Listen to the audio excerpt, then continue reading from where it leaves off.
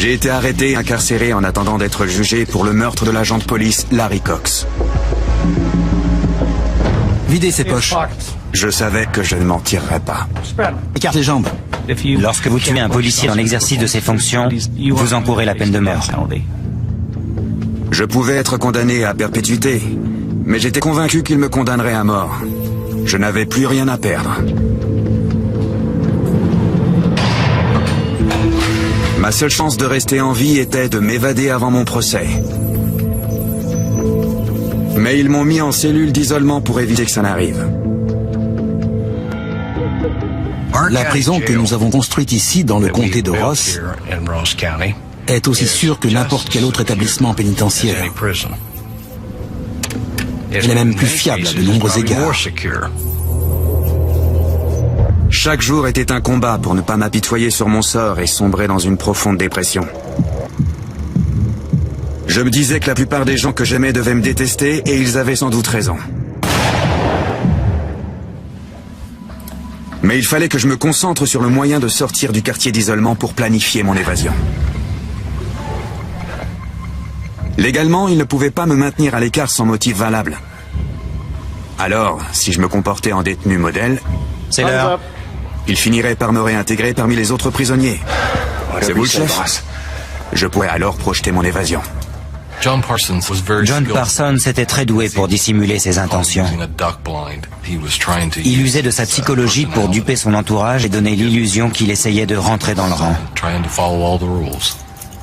Merci, chef. C'est un moyen efficace de brouiller les pistes et d'éviter les soupçons. Il est resté à l'isolement pendant plusieurs mois sans créer le moindre problème et en restant toujours poli. Alors, le procureur de l'époque a décidé de le réintégrer parmi le reste des détenus. Personnellement, je n'y étais pas vraiment favorable, mais il n'y avait rien qui puisse justifier qu'on le garde à l'écart.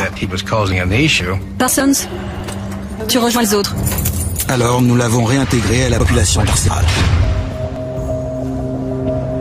J'avais gardé mon sang-froid et ça avait payé. La nuit, j'étais enfermé dans ma cellule, mais le reste du temps, j'étais plutôt libre de mes mouvements au sein de la prison. J'avais aussi le droit de rejoindre les autres détenus pendant la promenade. Certains jours, quand le temps le permet, les détenus peuvent sortir dans la zone de promenade. Toutefois, pendant ce temps, la consigne voulait que Parsons reste maintenu à l'écart des autres détenus. Il ne restait que 3 ou 4 mois avant la date de mon procès. Il fallait que je planifie sérieusement mon évasion et que je passe à l'action. Je pensais que je pourrais peut-être m'enfuir depuis le toit de la zone de promenade.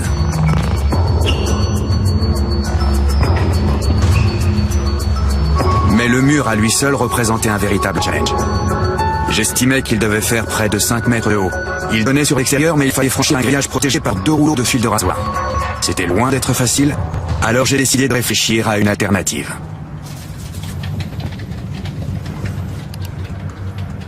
Vous aussi, on vous garde enfermé ici? John était un homme bien élevé, capable de manipuler les gens. C'est quoi votre crime? Mais il avait aussi un côté sombre qui le poussait à voler les gens et à les menacer. Une sorte de Jekyll et Hyde.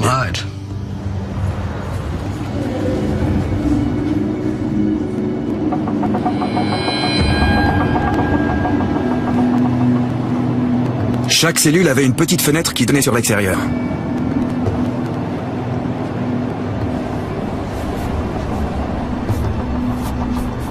Si je parvenais à franchir ce mur, je me retrouverais dehors. Ensuite, je pourrais me laisser tomber sur le bâtiment inférieur et accéder à un toit en pente raide.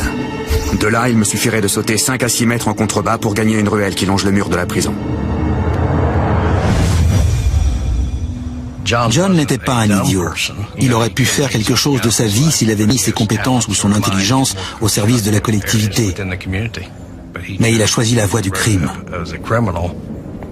Avant d'envisager le moyen de creuser autour des briques, il fallait que je sois sûr de pouvoir maquiller rapidement mon travail. C'est l'appel.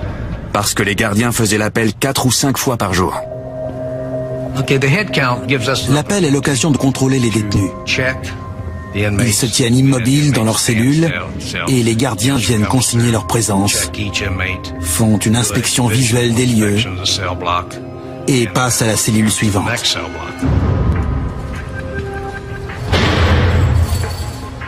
Je voulais fabriquer un faux mortier qui aurait l'air authentique. Avant de tomber dans la criminalité, je travaillais dans le bâtiment. J'allais sûrement trouver une solution. Il me faudrait composer avec les matériaux à ma disposition. Un mélange de dentifrice et de talc pourrait faire l'affaire. Vous avez du dentifrice à la menthe? Non, on a ce qu'on nous donne.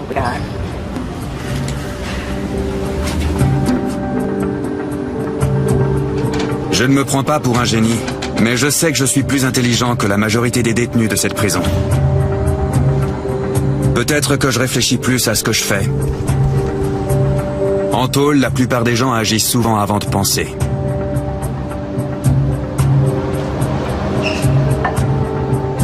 J'ai réussi à trouver la bonne texture. Mais elle ne séchait pas. Et la couleur se voyait. Je ne savais pas quoi faire.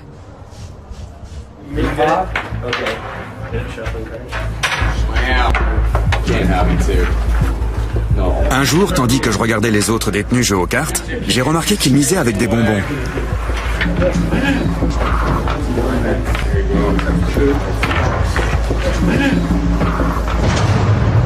Et j'ai eu une idée. Si je pouvais me procurer assez de bonbons verts et bleus, je pourrais les faire fondre pour obtenir une teinte semblable à la couleur du mur de ma cellule.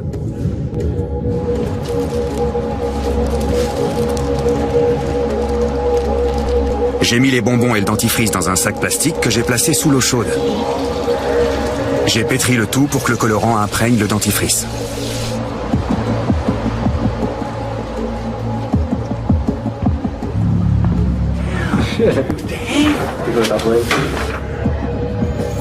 J'ai dit aux autres détenus que je n'aimais que ces bonbons-là, et je me suis arrangé pour en obtenir d'autres. Maintenant que j'avais mon mortier, il me fallait un outil pour attaquer le mur. Les lamelles en métal de la grille des conduits d'aération mesuraient environ 13 cm de long et étaient soudées des deux côtés. Je ne pouvais pas les tordre à main nue, alors je me suis servi de mon gobelet en plastique pour les plier et en extraire une.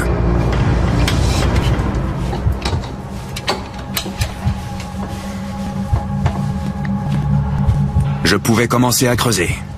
J'ignorais combien de temps cela me prendrait. J'espérais seulement avoir terminé avant la date de mon procès. Inspection.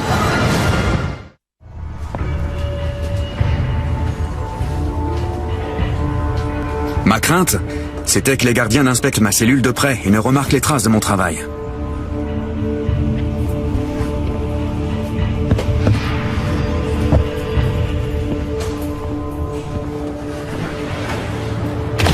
Je ne voulais pas éveiller le moindre soupçon.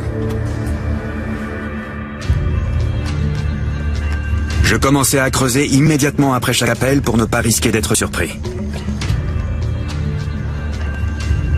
Je procédais par séance d'une demi-heure maximum. Après quoi, je me dépêchais de tout remettre en place. À ce rythme, je n'étais même pas certain de pouvoir finir avant le début de mon procès, quelques mois plus tard.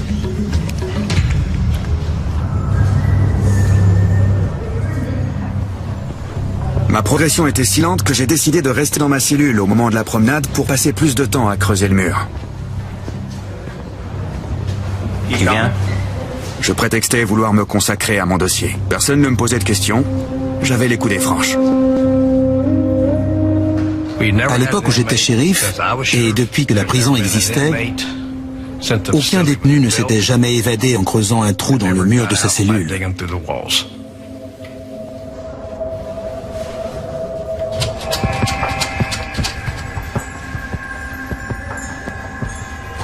Peu de temps après avoir commencé à creuser la pierre, je me suis rendu compte que les blocs étaient reliés par un épais treillis métallique.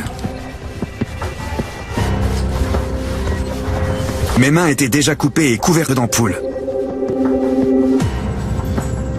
Très vite, j'ai constaté que les trous qui traversaient certaines briques avaient été comblés avec du ciment.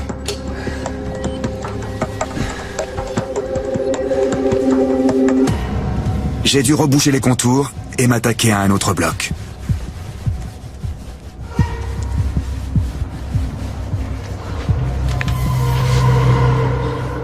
On sait jamais ce qu'ils fabriquent. Par moments, le stress était presque insupportable. J'allais être condamné à mort ou à passer le restant de mes jours en prison. Si je m'évadais, ce serait pour mener une vie de fugitif. Dans tous les cas, je devais tirer un trait sur ma vie avec mes enfants et ma famille. J'essayais de ne pas me laisser submerger par cette pensée, ni par la peine que j'allais infliger aux personnes que j'aimais.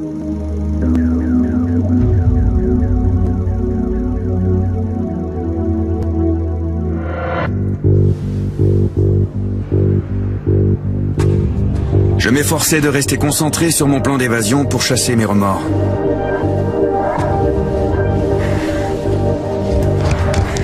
Je commençais enfin à progresser. Mais j'étais confronté à un nouveau problème. L'outil dont je disposais était trop court. Pour creuser plus profond, il fallait que je trouve un moyen de le rallonger en scellant les lamelles. Il n'y avait rien qui puisse me servir à l'intendance, mais j'ai pu grappiller quelques éléments utiles.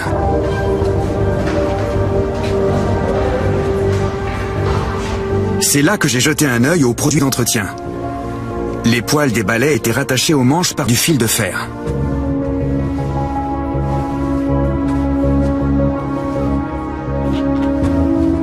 Je me suis servi du fil de fer pour assembler quelques lamelles.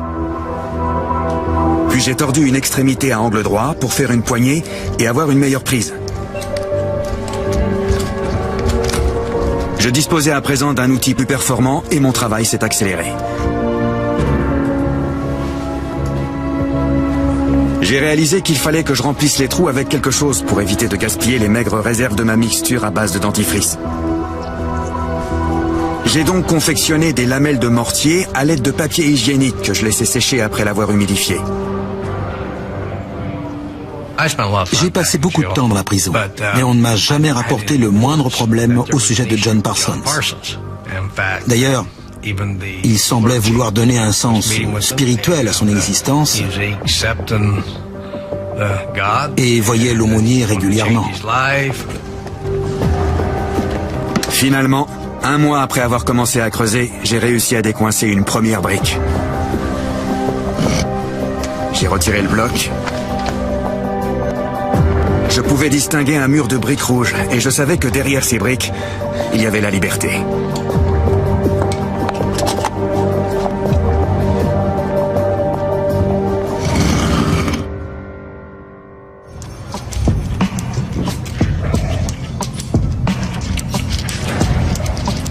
Deux jours plus tard, j'étais de retour au travail. Il y avait un nouveau gardien qui s'appelait Miller. Le genre de type méticuleux et très à cheval sur la propreté des cellules.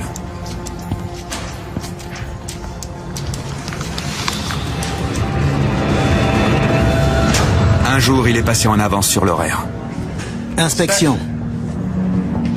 La petite retouche de 3 cm que je venais d'effectuer était encore humide et avait accroché un peu de poussière.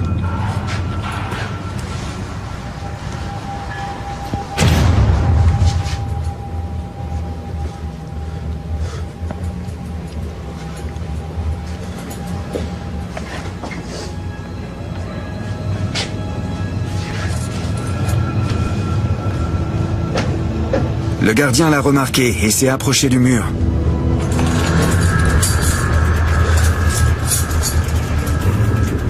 Il ne se doutait pas que juste à côté de cette retouche, il y avait un bloc de pierre désuni derrière lequel j'avais rangé mon matériel de forage.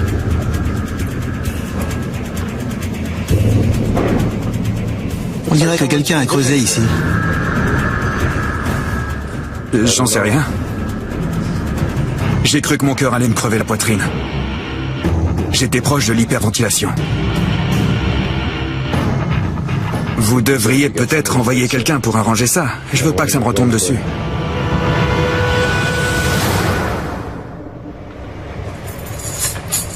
Je vais demander à l'entretien d'y jeter un œil.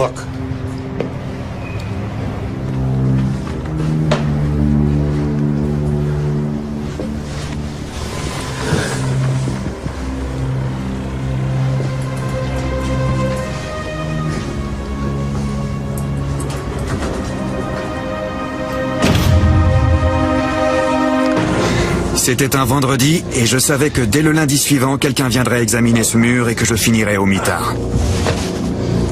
Ça ne me laissait pas le temps d'attaquer les autres blocs. J'avais passé des mois à élaborer ce plan et désormais, il me restait 48 heures pour prévoir une toute autre évasion. Ma seule alternative était de m'évader pendant la promenade. Si je parvenais à franchir le mur, je pourrais atteindre une partie du toit qui donnait sur un bâtiment en contrebas et suivre le chemin que j'avais prévu initialement. Mais en supposant que je parvienne à gravir le mur, les fils de rasoir m'empêcheraient d'atteindre le grillage situé derrière.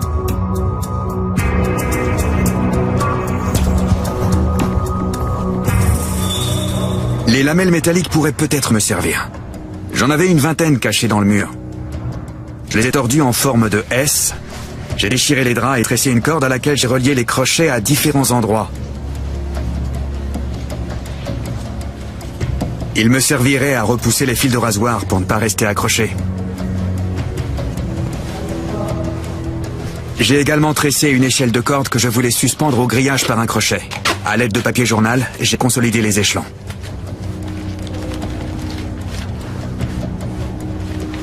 Il me fallait une gaule pour hisser l'échelle. J'ai confectionné 4 baguettes de papier roulé qui s'emboîtaient pour former une perche de 4 mètres.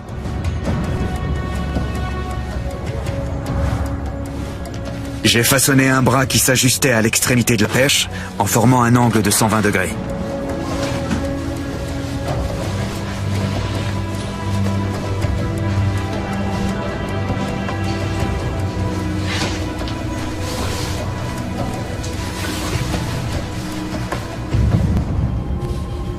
Cette nuit-là, je n'ai pas dormi. Je savais que c'était une opération risquée compte tenu de l'affluence de la salle commune, des caméras et des gardiens qui pouvaient facilement me repérer.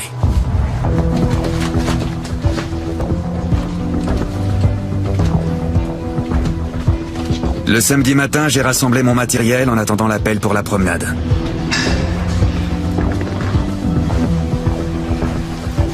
J'ai passé ma combinaison orange par-dessus ma tenue bleue. J'ai sanglé les éléments autour de mes jambes et de mon torse et dissimulé l'échelle et les segments de la perche dans mes vêtements sans que cela ne se voie trop.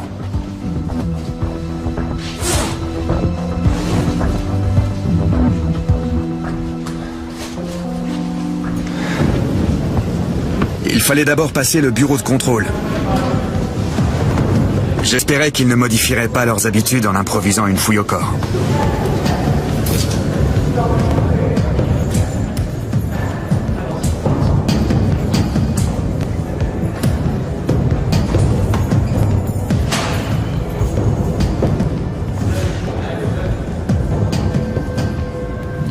Hé, c'est quoi ça?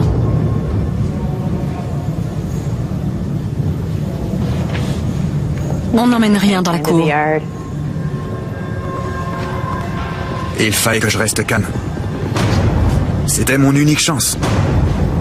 Dès lundi, ils découvriraient ce que j'étais en train de préparer et me renverraient à l'isolement en attendant ma condamnation.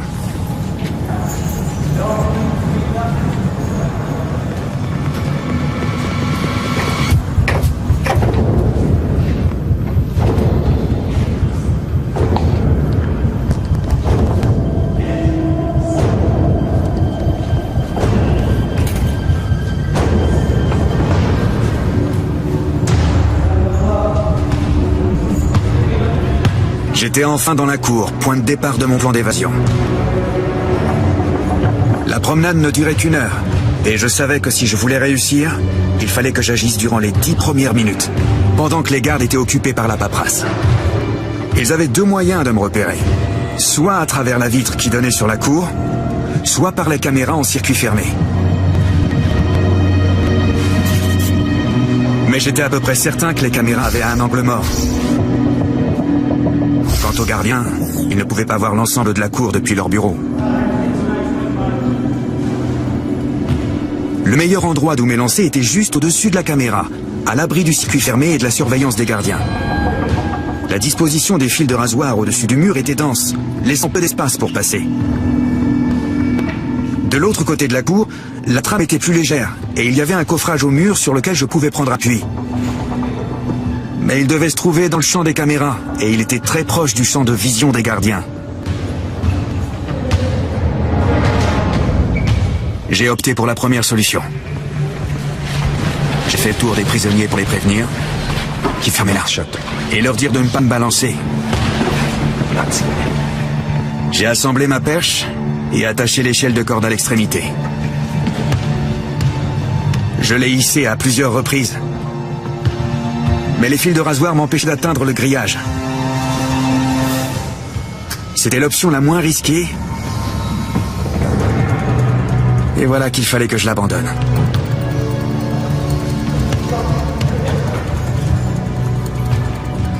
Mon angoisse montait. De l'autre côté de la cour, j'avais de grandes chances d'être repéré par les gardiens, et je me retrouvais en plein dans le champ des caméras.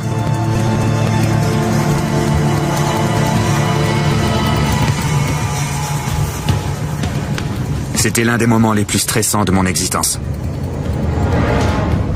Je pouvais être pris à tout instant.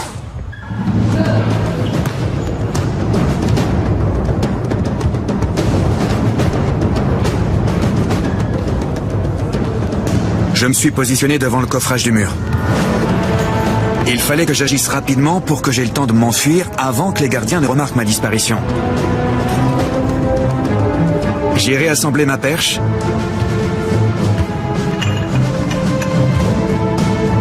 Et après quelques tentatives, je suis parvenu à accrocher l'échelle au grillage.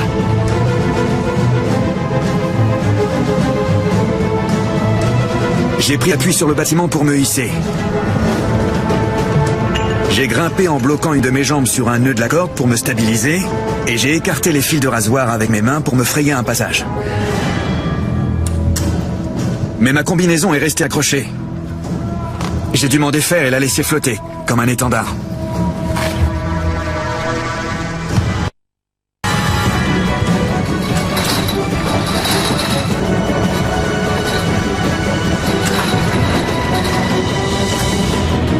J'étais enfin sur le toit de la prison. J'avais réussi le plus difficile. Il fallait que je me laisse tomber d'une hauteur de 6 mètres pour atteindre la ruelle en contrebas. Les semelles de mes chaussures étaient fines et n'amortiraient pas le choc. Mais je n'avais pas le choix. J'ai sauté.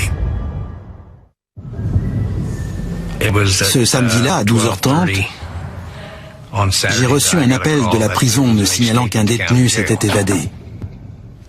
J'ai demandé qui et on m'a répondu John Parsons. J'étais incrédule et en colère. Comment cela avait-il pu se produire? Pourquoi?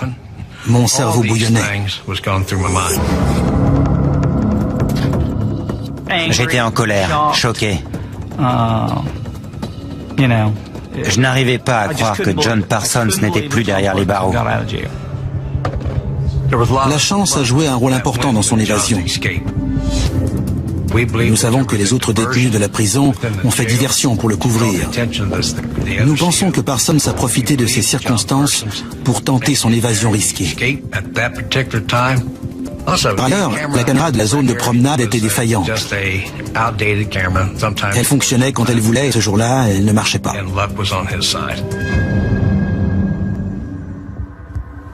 Il avait laissé un mot dans sa cellule qui m'était destiné. Il disait « Au revoir, Ron ». J'imagine qu'il voulait faire de l'humour. Je suppose qu'il voulait être drôle.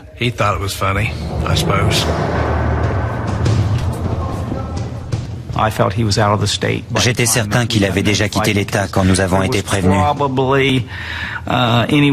Parce qu'il s'était écoulé entre 45 minutes et 1 heure entre son évasion et le moment où l'alerte avait été donnée.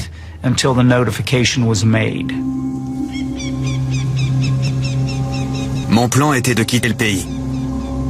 Mais la personne qui devait me conduire hors de la ville m'a laissé tomber. Il fallait que je fuie la région au plus vite. J'ai donc volé une bicyclette pour parcourir les 11 kilomètres qui menaient à Francfort, la ville où je vivais avant. Je savais que les flics commenceraient par s'y rendre, mais je n'avais pas le choix, il me fallait de l'aide. Pour ne rien arranger, je m'étais cassé le pied en sautant et je pouvais à peine pédaler. Chaque fois que j'arrivais en bas d'une côte, il fallait que je descende pour pousser mon vélo. J'étais sur le point de me rendre à la scierie de la ville pour charger du bois.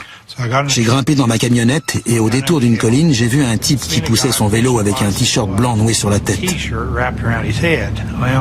Il faisait chaud ce jour-là. Mais quand je suis arrivé à sa hauteur, il a détourné la tête. J'ai trouvé ça louche.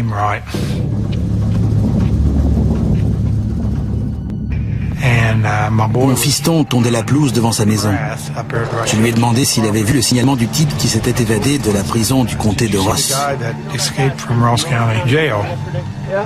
Je crois que je l'ai croisé le long de la route, en bas de la côte.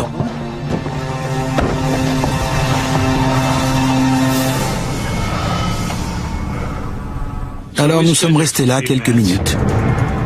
Le voilà, là-bas. Et nous l'avons vu sortir du virage. C'est lui, aucun doute, c'est lui. Et brusquement, il a levé la tête et quand il a vu que nous le regardions, il a fait demi-tour. Mon fils s'est lancé à sa poursuite jusqu'à l'endroit où il est entré dans les bois.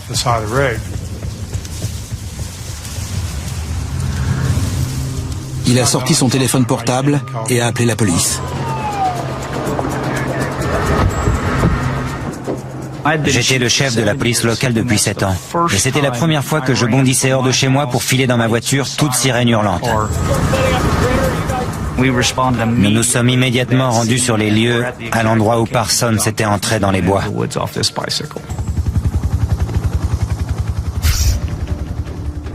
Nous avons pu encercler le périmètre car il était délimité par les routes qui bordaient la forêt.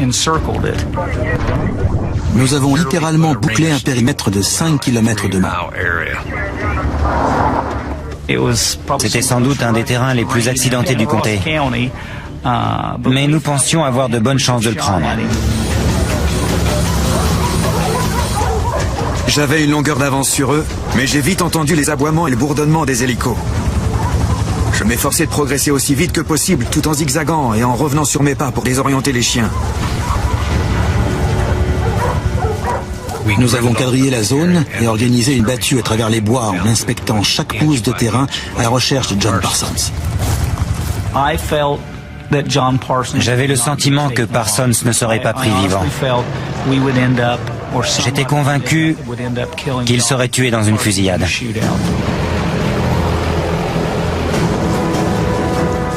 Je fuyais en me dirigeant à l'opposé du bruit des quads et des hurlements des chiens. Mais je me suis vite retrouvé dans un goulot d'étranglement. Je ne pouvais pas traverser les champs et risquer d'évoluer à découvert.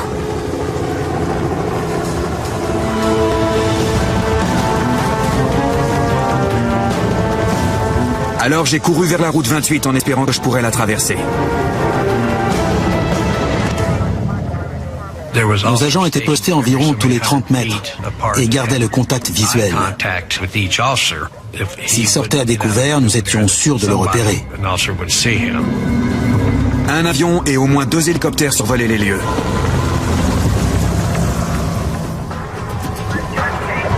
Lorsque j'ai atteint la lisière qui bordait la route 28, les forces de l'ordre étaient trop importantes.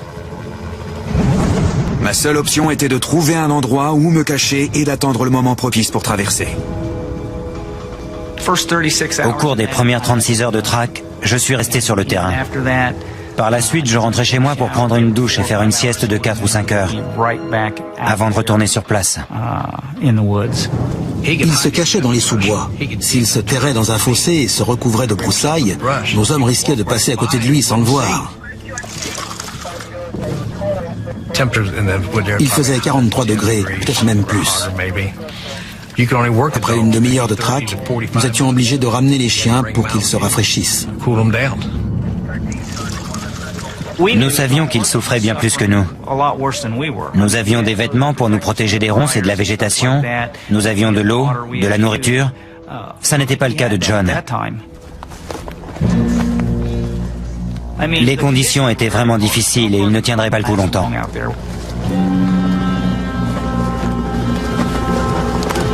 Je n'avais rien bu depuis mon évasion. Il fallait que je sorte de ma cachette pour trouver de l'eau. J'étais si faible que j'avais du mal à réfléchir. Je savais que je prenais un risque énorme, mais j'étais à bout.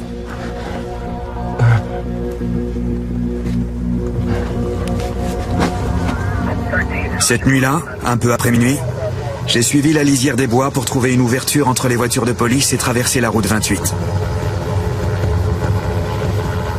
J'ai évalué à 45 secondes le temps qui s'écoulait entre chaque rotation des hélicoptères et le passage de l'avion.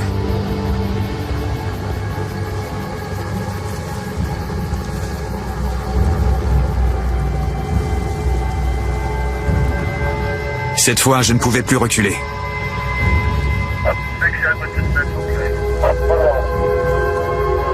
Quand il m'a semblé que tout était calme et que la voie était libre, j'ai bondi de ma cachette. Je n'en revenais pas. J'avais traversé la route sans me faire repérer. Mais je savais qu'il n'abandonnerait pas. J'avais l'impression que le monde entier était à mes trousses. Après 72 heures de traque, nous avons conclu qu'il avait dû quitter le périmètre. En dépit de tous les efforts déployés pour l'épingler, nous avions échoué. Le seul endroit où il pouvait se rendre, c'était auprès de sa famille. Nous avons mis en place une surveillance accrue et nous avons interrogé ses proches. La plupart de ses amis nous disaient que John était habitué à vivre dehors. Nous avons appris qu'il devait passer prendre une tente et du matériel que sa mère avait laissé derrière le porche de sa maison. Mais il ne s'est jamais montré. Après avoir quitté le périmètre, je me suis rendu compte que j'avais été piqué par quelque chose. La plaie ressemblait beaucoup à une morsure d'araignée recluse brune. Je savais que sans traitement, la plaie deviendrait gangréneuse et je risquais d'en mourir. Il me fallait des antibiotiques. J'avais un ami qui pouvait se procurer des médicaments et de quoi nettoyer la plaie. Mais il vivait à Chillicothe. Je n'avais pas le choix. Il fallait que je retourne en plein territoire ennemi, où chaque habitant semblait être à mes trousses. J'ai trouvé un endroit où me reposer quelque temps. Mon ami m'a apporté des antibiotiques pour traiter la morsure et des produits pour nettoyer la plaie. J'ai beaucoup réfléchi à l'endroit où j'irais une fois remis sur pied. Je me suis fixé sur le Canada. Vous connaissez ce type. Nous avons offert une récompense substantielle pour sa capture. Quel que soit votre degré de loyauté envers une personne, si on vous offre 100 000 $, vous allez la dénoncer. Certains dénonceraient leur mère pour une telle somme. Sheriff Nichols, nous avons reçu l'appel d'un habitant du comté nous disant qu'il avait repéré John Parsons sur Three Locks Road, dans une vieille cabane abandonnée. Merci de votre appel, nous y serons dans peu de temps.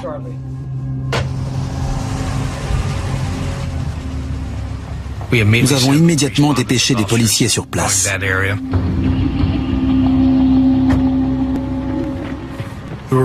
Ce jour-là, on était persuadés qu'on l'aurait et qu'on mettrait un terme aux recherches. On a rassemblé nos hommes pour aller sur place et on a investi le périmètre aussi vite que possible.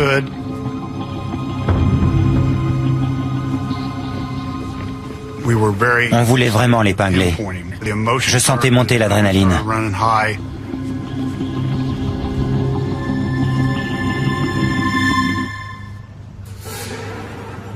Parsons! Sors de là, les mains en l'air!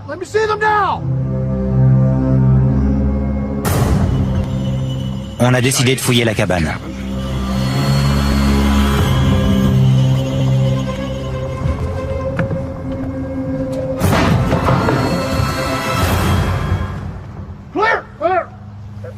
On a découvert une trappe par laquelle il pouvait sortir.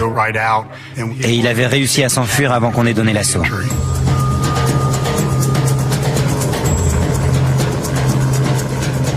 Je suis sorti par la trappe et j'ai couru jusqu'à la rivière, mais je suis resté dans les bois. Nous avons redéployé le même dispositif que la première fois et nous avons bouclé le périmètre de recherche. Cette cabane était située près d'une rivière. Avait-il prévu un moyen de fuir ou un canoë? Ça, on ne le savait pas. J'entendais déjà les chiens hurler dans la forêt. Alors j'ai rejoint l'eau pour les empêcher de suivre ma trace. Il fallait que je m'immerge pour ne pas me faire repérer par les hélicos qui patrouillaient dans le ciel. Chaque fois qu'un appareil approchait, je plongeais sous l'eau jusqu'à ce qu'il s'éloigne. J'ai compris qu'il valait mieux que je reste caché et que j'attende l'obscurité. Nous voulions maintenir la présence des hélicoptères toute la nuit si possible.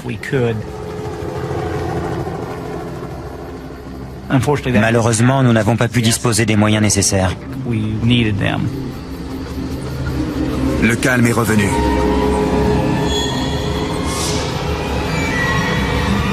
J'ai tenté ma chance et j'ai couru.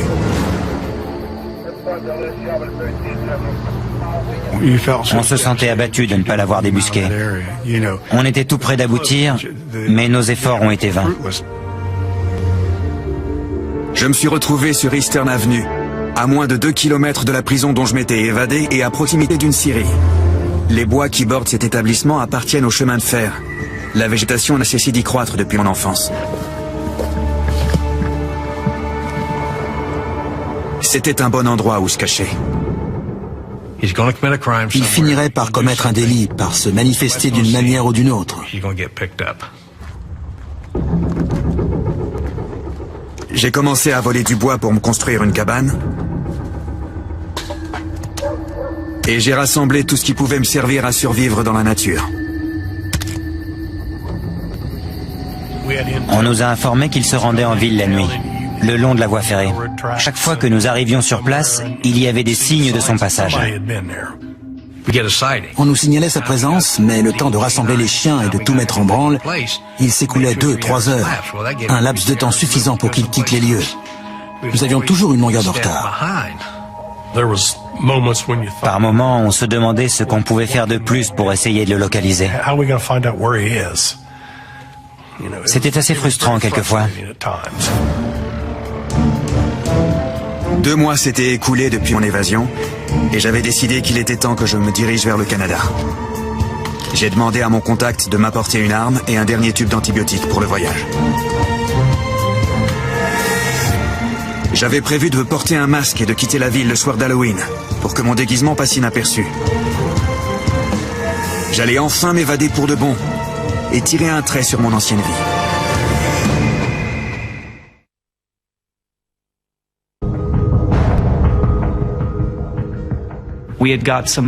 Nous avons été informés que quelqu'un avait construit un petit cabanon dans les parages de la scierie d'Eastern Avenue.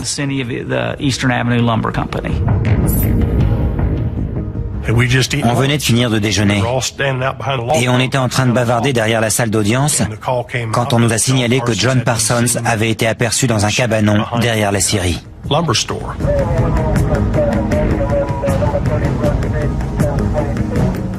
On a pris la nouvelle au sérieux et on était prêts.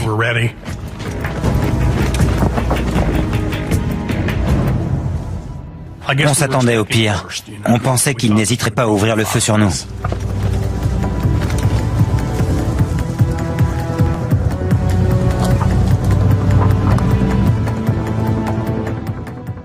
Il avait déjà tué un policier.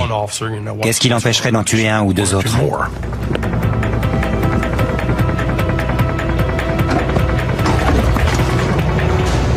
Dès que j'ai aperçu un tatouage de femme nue sur sa jambe, j'ai su que c'était John Parsons.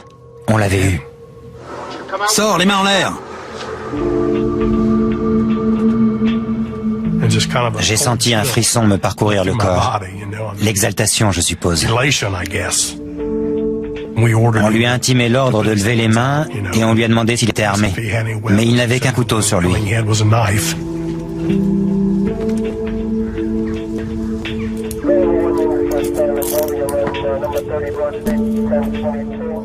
Il n'a pas opposé de résistance.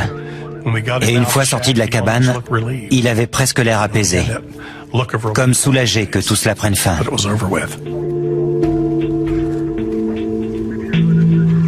C'était une déception immense d'être repris, après tout ce que j'avais enduré pour réussir mon évasion et ma longue cavale. J'avais le sentiment que tout était fini pour moi.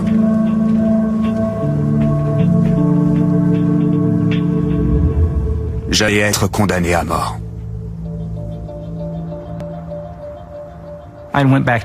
J'avais récupéré les menottes de Larry auprès de sa famille. Salut John. Je lui ai dit, John, je vais te passer les menottes de Larry Cox. Et il m'a dit d'accord. J'estimais qu'il était normal qu'après son évasion, John Parsons retourne en prison avec les menottes de Larry au poignet. Après le petit mot qu'il m'avait laissé, au revoir Ron, je me suis empressé de lui dire « Content de te revoir, John ». Il savait de quoi je parlais.